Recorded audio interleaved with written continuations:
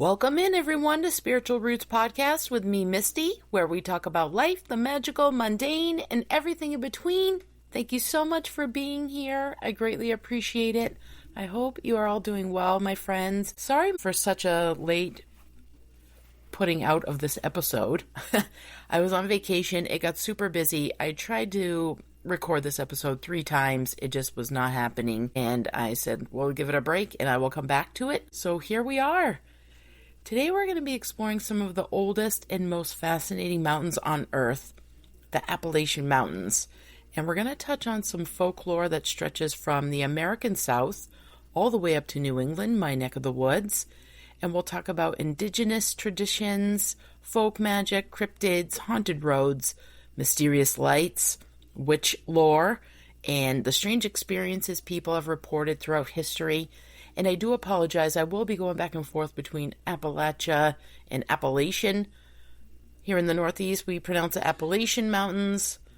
And I know that down south, closer to like Georgia and Virginia, it's Appalachia. So I apologize to everybody. I will be going back and forth between both versions. So let's get settled. Light a candle if you'd like.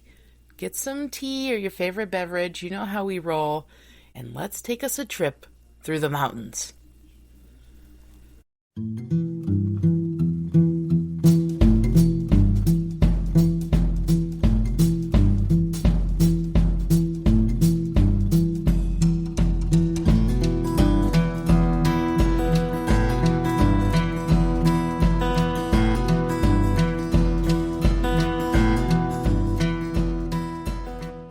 The Appalachian Mountains are among the oldest mountain ranges in the world. Geologists estimate that these mountains began forming nearly 480 million years ago. And to put that in perspective, the Appalachian Mountains are older than the Atlantic Ocean. That blows my mind. At one time, they rivaled the height of the Himalayas. Today, their peaks are softer and worn by time, but many people believe the mountains still carry an ancient energy. The range itself stretches approximately 2,050 miles from Alabama to Newfoundland, Canada, crossing through 13 states, including the New England states of Connecticut, Massachusetts, Vermont, New Hampshire, and Maine. There are several subranges such as the Blue Ridge Mountains, the White Mountains, Green Mountains, and the Appalachian Plateau. At their initial formation, they were a part of the Central Pangean Mountains and the Scottish Highlands, which I thought was super cool. The highest peak is Mount Mitchell in North Carolina, coming in at 6,684 feet, and the AT, or the Appalachian Trail, runs 2,190 miles and starts at Springer Mountain in Georgia and ends at Mount Katahdin in Maine, which has its own lore attached to it. Maybe I'll do an episode on just Mount Katahdin because there's so much to that. It's there's UFO sightings, Bigfoot. It's just so cool. So maybe I will do an episode on just that in the future. Here in the Upper Valley, the Appalachian Trail runs through Hanover, New Hampshire, which is home to Dartmouth College, and hikers can be seen through the town with their gear amongst the townies, and it's a sight to be seen for sure. It's quite a contrast of Ivy League folk and the hiker who has been on the trail for who knows how long. I always wonder how long they've been hiking. Did they start at the beginning or did they jump on at a certain point? Like, what's their story? What's the reason they're on the trail? Maybe one day I will work up the will to ask, because I am truly intrigued. I always have been. I really enjoy hearing people's stories, and I would love to interview a AT hiker and hear about their experience. It'd be super neat. Amongst all the visitors of the Appalachian Mountains, one peoples have been here the longest, the indigenous nations. They have lived among these mountains for thousands of years. Among them are the Cherokee, Shawnee, Lenape, Abenaki, Penobscot, the Micmac, and that's just to name a few. There are many stories, legends, and spiritual beliefs connected to the mountains that originate from these cultures. And it's important to remember that long before settlers arrived, these lands were already sacred. The mountains were not wilderness. They were home to many people and sacred animals alike. One belief found across many traditions is that mountains themselves are alive. Not alive in the way humans are, but alive spiritually. In Appalachian folklore, you'll often hear people say the mountains know, or the mountains remember, the mountains watch. Many old-timers believe you should treat the mountains with respect, and I also am a part of that. We should treat all land with respect. And never whistle after dark, never mock the woods, and never take more than you need. Never call something to you that you don't want to answer. That kind of gives me chills. These warnings show up again and again throughout mountain folklore.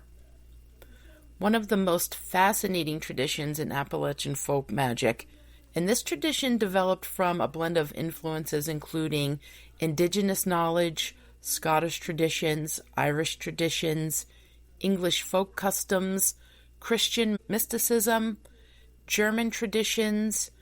Many practitioners simply called their practices remedies, the old ways, granny magic, or root work. And some examples include using eggs to absorb negative energy, planting according to moon phases, carrying protective charms, using Bible verses as spells, which I think is actually pretty cool and fascinating, making herbal healing remedies, speaking prayers over wounds, creating witch bottles for protection. Many mountain healers were known as granny women, and I did find a YouTube channel called Granny Women of Appalachia. It's a channel for cooking, canning, and crafting. It's a little bit of a storytelling and a cooking show. I actually did enjoy the one episode that I caught because I just wanted to see what it was about. And it was a chicken and dumplings recipe. I might give it a whirl. But I thought it was very cool. It's older women telling their stories and also cooking these recipes. I just thought it was pretty cool. These women served as herbalists, midwives, spiritual counselors, and healers.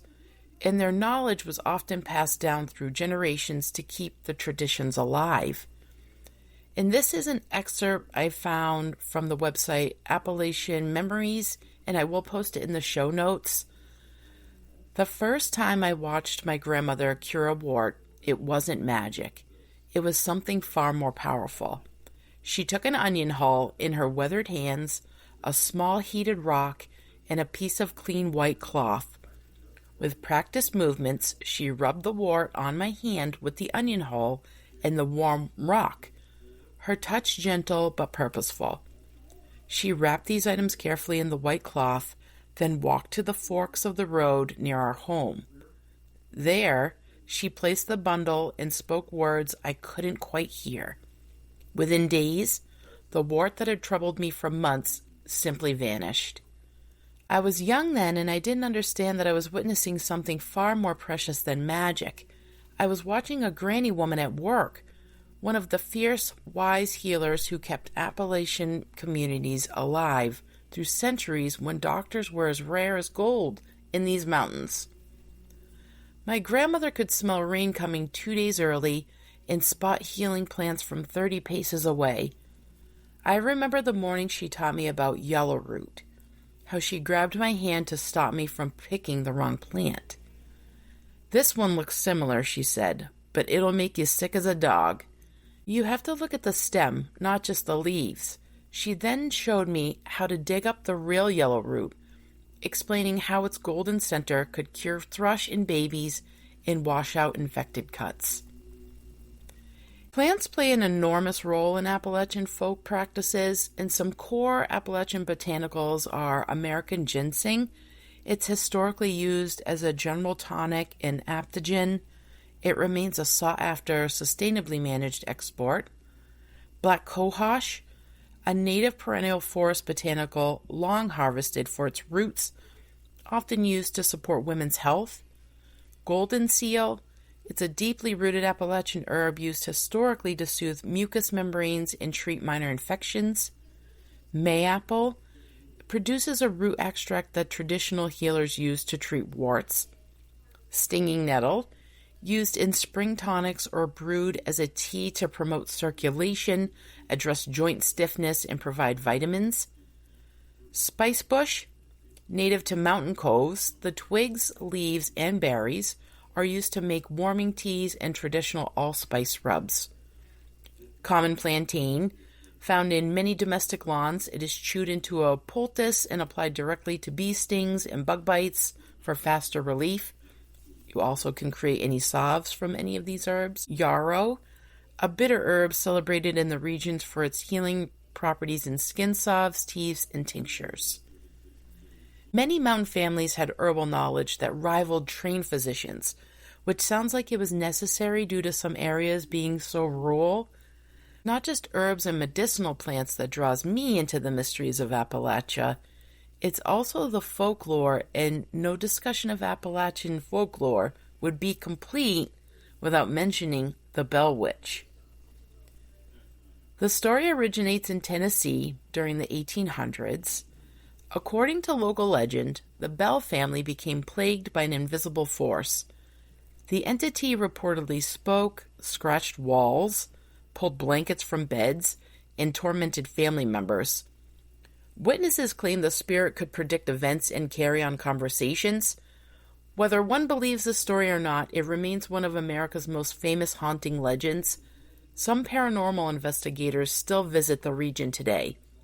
And shout out to Carly Rose from the White Witch podcast. She did a fantastic episode on the Bell Witch, and I will link it in the show notes if you all would like to take a listen. She's a fantastic storyteller, and if you don't follow her already, I highly recommend her show. Now, we're going to get into some cryptids, because we don't have folklore without them. One of the most unsettling modern Appalachian legends is the knot deer. The knot deer became popular in the late 2010s and gained its notoriety on TikTok, Reddit, and Tumblr, of course.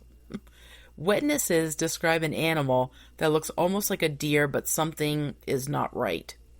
It has wrong anatomy.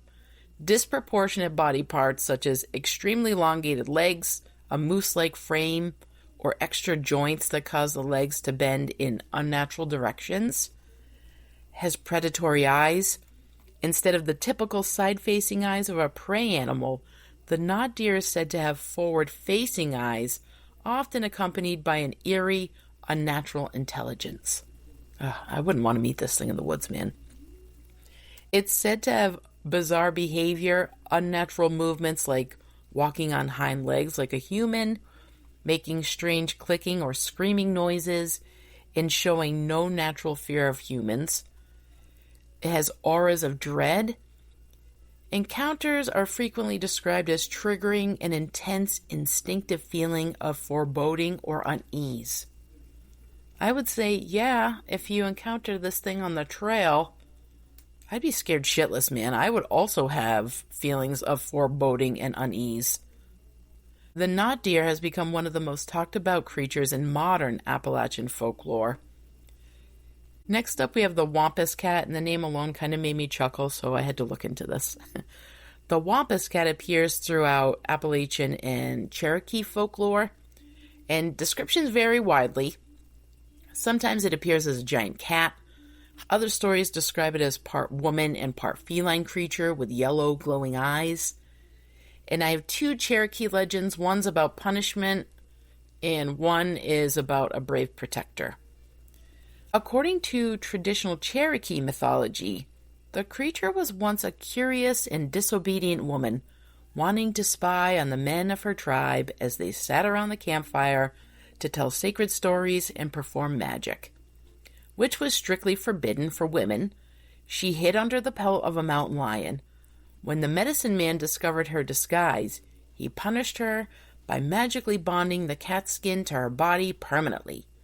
She was transformed into a hybrid creature and doomed to wander the Appalachian wilderness forever, howling in anguish. That sounds terrible. In a slightly different Cherokee tale, the creature is viewed as a brave guardian rather than a cursed outcast. What a polarizing difference. A demonic spirit called Iwa, spirit of madness, was terrorizing the tribe, and any warrior who looked in the eye would instantly go insane. To avenge her husband, who had been driven mad by the beast, a brave woman named Running Deer donned a bobcat mask and the pelt of a mountain lion. Using her knowledge of the woods and special scent-hiding paste, she successfully fought and defeated the demon. Some believe her protective, fierce spirit still roams the forest today as the Wampus Cat, guarding the land from dark forces. So, folklore from settlers and farmers on the Wampus Cat. A European settler moved from the Appalachian region. The myth morphed into an explanation for mysterious rural coincidences. Throughout the 1920s and 30s, farmers in North Carolina, Georgia, and Tennessee blamed the Wampus Cat for missing or mutilated livestock. It was often described as a huge cougar with glowing eyes and a repugnant odor, whose chilling scream could be heard echoing through the hollers at night. I don't like it. I don't like it, everybody. Throughout Appalachia and New England, strange lights have been reported for centuries. Some famous examples include Brown Mountain Lights in North Carolina. The Brown Mountain Lights are an unexplained centuries-old phenomenon in western North Carolina where mysterious, glowing orbs sporadically appear above the ridges of the Brown Mountains. Scientists, locals, and folklore researchers have debated the ghost-like fireball since 1854, offering theories from earth gas to electrical discharges, but no concrete cause has been proven. Next up, we have the Chapel Hill Headless Signalman, located on railroad tracks over the Duck River near Chapel Hill, Tennessee. This light sways back and forth. Legend claims it's a railroad brakeman using his lantern after being struck by a train. The spook light traditions found throughout mountain communities witnesses describe floating lights moving through valleys and forests. Some scientists suggest natural explanations, of course. Others remain convinced something more mysterious is occurring.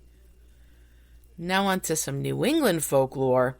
When we move north into my region, New England, the stories become equally fascinating. The White Mountains of New Hampshire hold countless legends. I could do a whole nother episode on that as well. The Green Mountains of Vermont are known for mysterious sightings. Maine forests contain tales that rival anything found in Appalachia, going back to Mount Katahdin. So much about that mountain. It sounds creepy as hell. The landscape may change, but the folklore remains deeply connected. Among the Abenaki people, stories tell of powerful spirits inhabiting forests, rivers, and mountains. Many teachings emphasize respect for nature. Certain locations were considered spiritually powerful.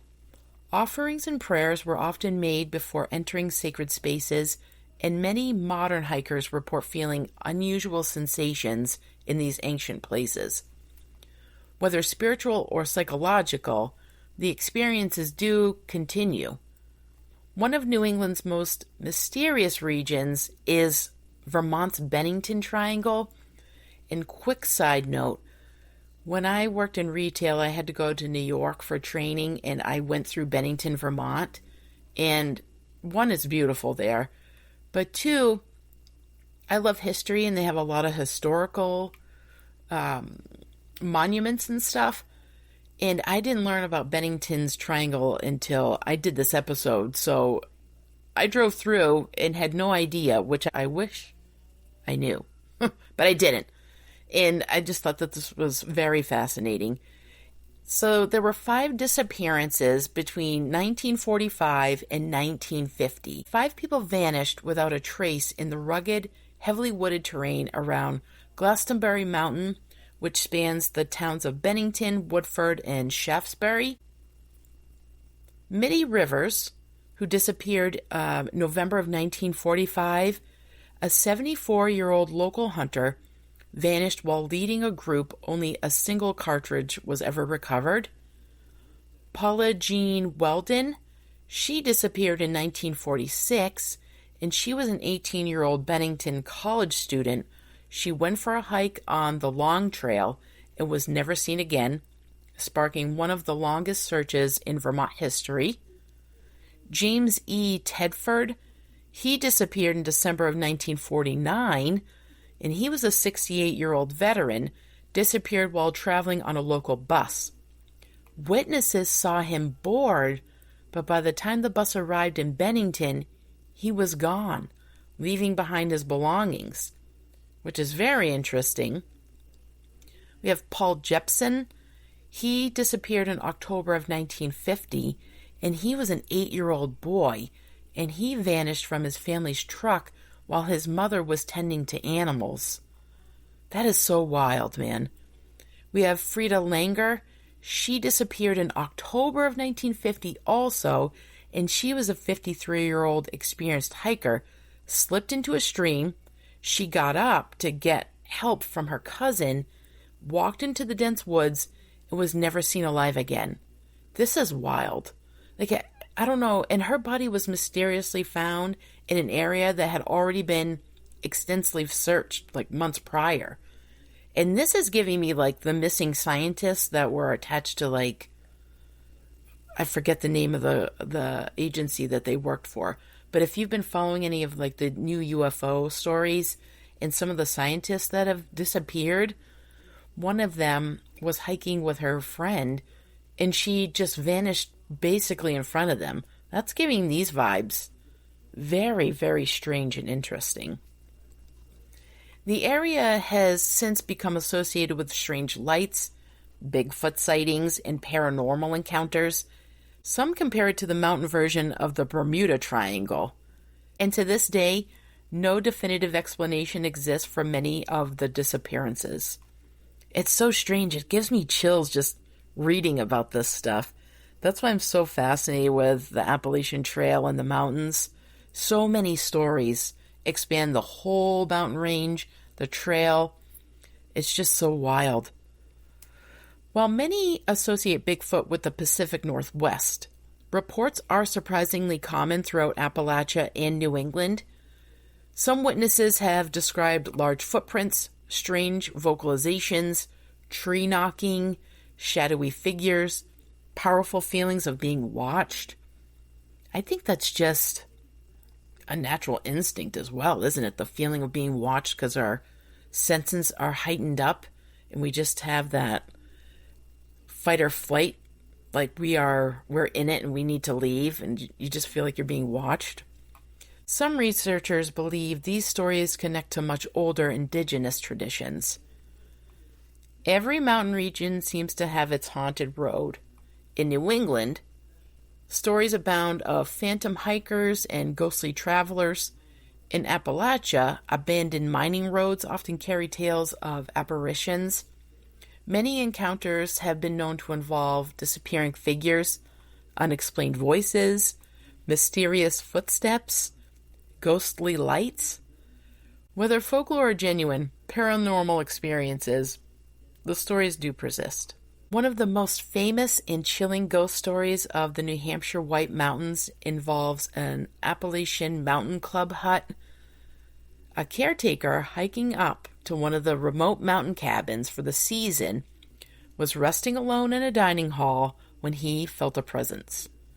Turning around, he saw a distorted, grotesque face pressed against the window, then appearing on every boarded-up window pane before seemingly melting through the glass into the room. Oh my gosh. Oh my gosh. The caretaker was later found in a state of absolute terror, cowering under the sink, his memory of the horrifying evening completely erased.